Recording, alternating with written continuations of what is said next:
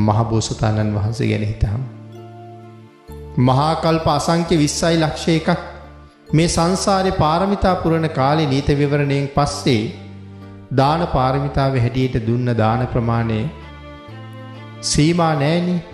විනතනි සඳහන් කළේ මේ මහා පොළොවේ පස්වලට වැඩි ශරීර මාංශ දන් දීලා අහසේ පායන තරුවලට වැඩි ඇස් දෙක දන් දීලා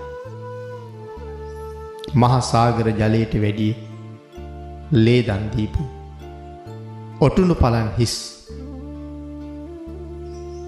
නිමක් නැතුව දන් දීලා ස්වාමියාව නැත්නම් ස්වාමි දියණියේ දරුවන් රාජ්‍ය මහා ධනස්කන්ධයන් ලෝභ නැතුව දන් දීලා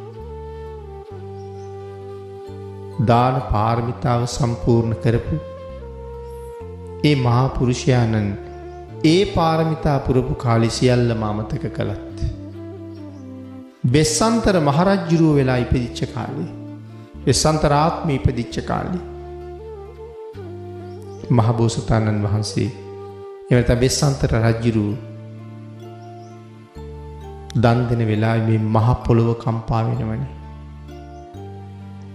පිනති අපිට ඒකත් තේරෙන්නේ නැහැනේ.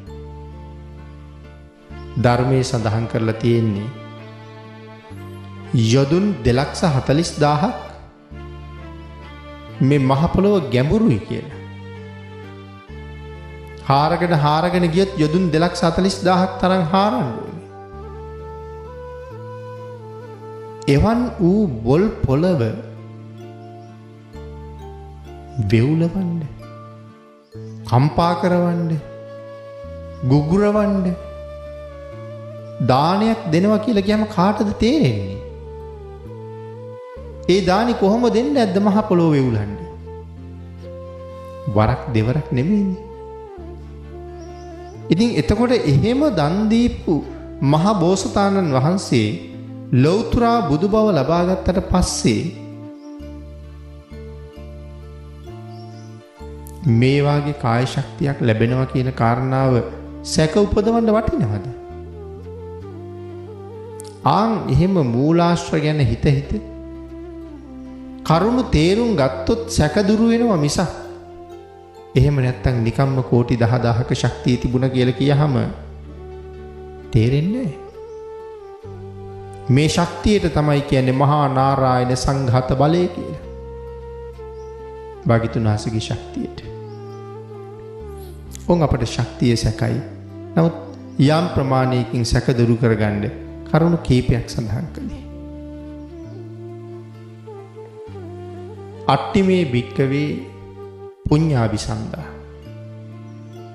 කුසලාභිසන්දා. පින්නතේ මේ සන්ද කියන පාලි වචනේ තේරුම ගලනවා කියනවා වගේ අර්ථයක්. අභිසන්ද අභි කියන්නේ විශේෂණ පදයක්. ඒතකොට විශේෂයෙන් ගලනවා මොනවද? පුඤ්ඤාභිසන්දා කුසල් ගලනවා. කුසලාභිසන්දා කුසල් ගලනවා. පුඤ්ඤාභිසන්දා පින් ගලනවා. කුසලාභිසන්දා කුසල් ගලනවා. එතකොට පින් ගලනවා කුසල් ගලනවා කියලා කියහම මේ ಜಾති දෙකක්ද? නෑ පින්නතුනි. ත්‍රිපිටකයේ කොතනවත් පින සහ කුසලය කියන්නේ දෙකක් කියලා සඳහන් කරලා නැහැ. පින සහ කුසලය කියන්නේ එකක් කියලා කියන්න කරුණු ඕන තරම් මේ ත්‍රිපිටකයෙන් පෙන්වන්න පුළුවන්. එතකොට පුද්ගලයාගේ ජීවිතේට රෑදවල් දෙකේම මහගංගා ගලනවා වගේ පින් ගලනවා. එහෙම පින් ගලන ගංගාවල් 8ක්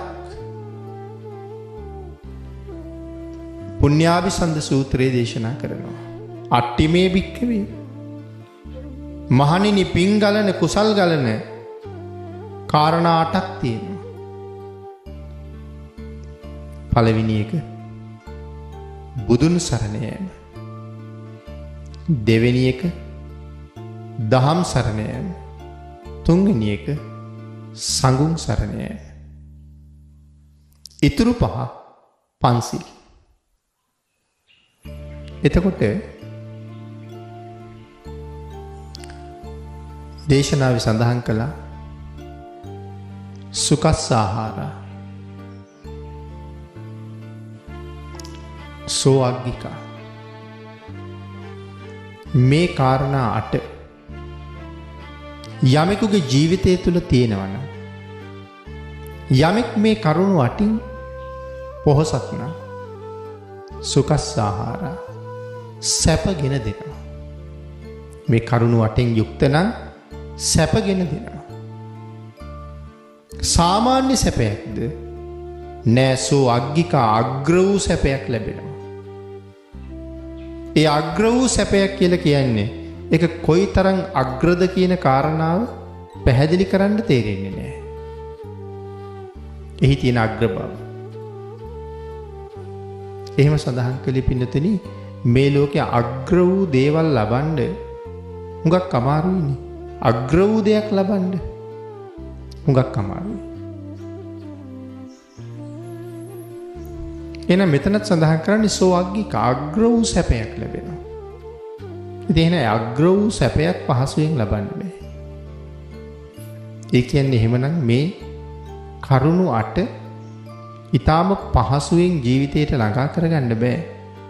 ඒ සඳහා විශේෂ උනන්දුවක් විශේෂ කැපකිරීමක් කරන්නම වෙනවා. සැප විපාක මෙලවත් සැපවත් කරනවා පරලොවත් සැපවත් කරනවා. අග්‍ර වූ සැප ගෙනල්ලා දෙනවා මෙලව පරලොව දෙකම සුවපත් කරනවා. සග්ග සංවත්තනිකා ස්වර්ගයේ උපද්දවනවා. එහෙමනම් අපි සඳහන් කළා මේ උතුම් කාරණා 8 පළවෙනි එක බුදුන් සරණ යෑමයි කියලා. මෙලවත් සුවපත් කරලා පරලොවත් සුවපත් කරලා දෙව්ලොවත් උපද්දනවා නම් මේ කාරණා 8 විශේෂයෙන් ජීවිතයට එකතු කරගන්න වටින්නේ නැද්ද? කරුණ 8ක් තියෙන්නේ. මෙලව පරලොව දෙකම සුවපත් කරනවා වගේම සුගතිය උපද්දවනවා.